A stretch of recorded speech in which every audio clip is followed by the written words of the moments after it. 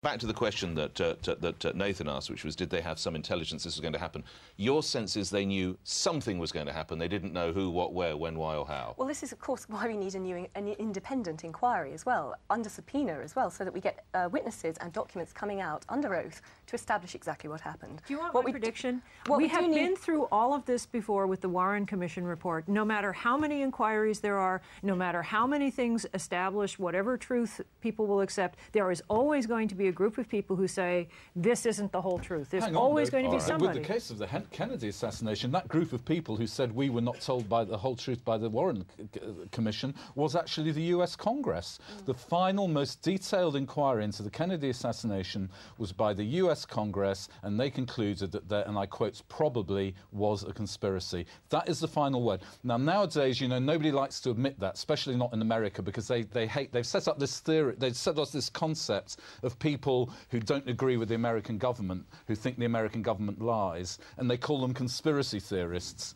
And it's very important for them. This all started with the Kennedy assassination, but actually it's pretty much established now by historians that Lee Harvey Oswald was not acting alone, that there was a conspiracy. Let's move from Kennedy. I'll come to you in a second. I'll come to you in a second, Nick. Can I just pick up on this intelligence aspect? Real briefly, yeah. Yeah. In terms of 9/11, there are a number of intelligence whistleblowers who said they were stopped from investigating these people.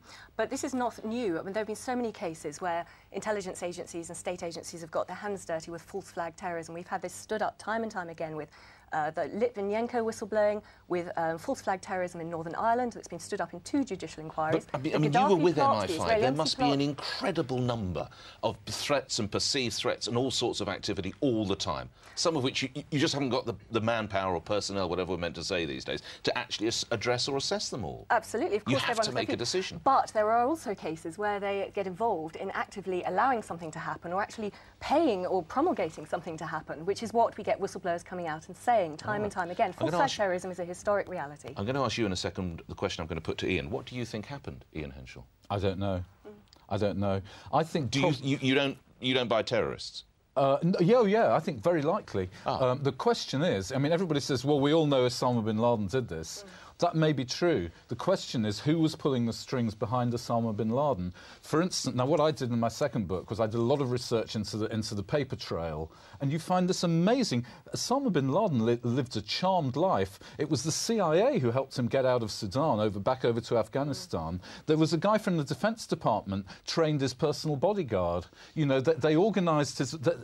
He was right in there with the CIA right through to 1997. OK, we've got a question about the bin Laden involvement, which we'll come to in just a second. Annie, briefly, before we go to our next question, what do you think happened? I honestly don't know either. This is precisely why we need a new inquiry. I would say, though, that there are hundreds, if not thousands, of expert witnesses out there who are questioning the official account, and also the family members, the survivors, the eyewitnesses, and the Isn't that just grief? Isn't that just grief that they can't accept? Well, let's bear in mind, 62,000 of the first responders in New York are now ill because they were lied to by the Environmental Protection Agency in the US on the orders of the White House to go in and try and look for survivors. They were not given protective clothing. But that's a separate issue. It's nothing to do with the idea of this being an inside job or but there what being I'm any saying complicity. is that these people also deserve to know the truth, and that's why we, you know, the 9/11 truth movement more widely around the planet, which now constitutes millions of people. Millions of people? Yes, are saying that we need a new inquiry to get to the bottom of this. How many millions? Well, how do you count people on the internet? Well, a lot of people on blogs many and forums, but very few people in mainstream journalism. There are many, many politicians now coming out as well. We have people like Yuki Fujita, the head of the opposition in the Japanese parliament, who's saying, you know, let's ask them questions in their parliament. We've had Michael Meacher in this country. We've had a number of European ministers, people like Andreas von Bülow or... But for every one that says there's something a bit fishy about it, there are an awful lot in terms of percentage who say, no, it was a conspiracy. Of politicians. Yeah, it was a conspiracy. But it was a conspiracy by Osama bin Laden. Yeah, politicians love having conspiracies by outside enemies that they can then spend a lot of money on. Hold on 1 second, Annie. We've heard the name bin Laden come up again, and we've got a question on that. Stephanie Goussain. Stephanie. Yes. Do you think that Bush's relationship with bin Laden is evidence of conspiracy? OK, let's go to Ian again, because you did bring bin Laden into it first. This is, of course, the links that go back. Yeah, they helped bin Laden's relatives get out of Saudi Arabia, get out of America and back to Saudi Arabia in the days following the attacks. But wasn't that for their safety? Yeah, it would have been physically attacked. I'm explaining why the lady asked that question. I don't think that's direct evidence. No, I think the real smoking gun is there in the CIA.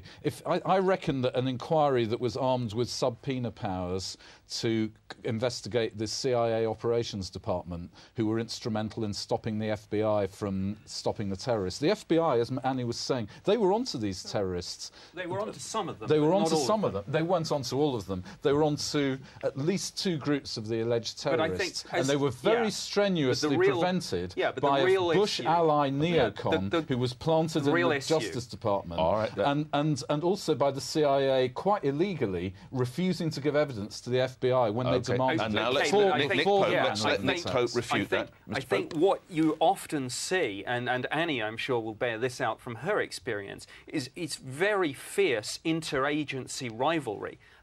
Just as MI5 and MI6 in this country are at each other's throats sometimes, the CIA and the FBI very often do not get on, and critically, of course, don't share information with each other. There are huge rivalries, and I agree there are problems with information sharing, but none of this makes it an inside job. Wendy Grossman, in a second, Wendy Grossman, are you troubled by the relationship of the Bin Ladens and the Bushes and CIA involvement?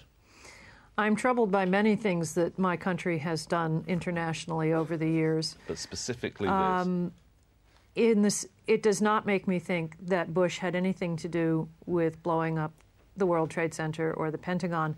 One of the things about Americans is that as children we are sort of taught to be Americans with a quasi-religious fervor.